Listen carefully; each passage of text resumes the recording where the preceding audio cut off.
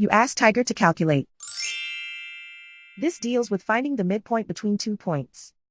The midpoint between the 2 points is 36.5, 16.5. Let's solve it step by step. Plot the 2 points and calculate the midpoint using the formula. The coordinates of point 1 are x1 equals 28, y1 equals 45.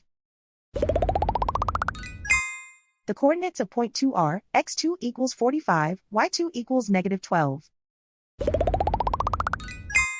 PM represents the midpoint of the 2 points.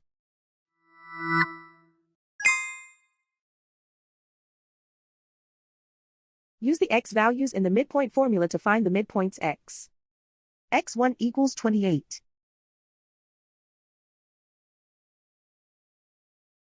x2 equals 45.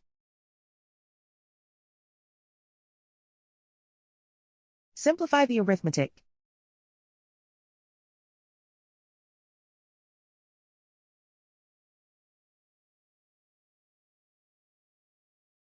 Use the y values in the midpoint formula to find the midpoints y.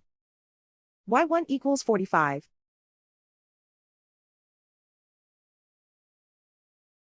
y2 equals -12. Simplify the arithmetic.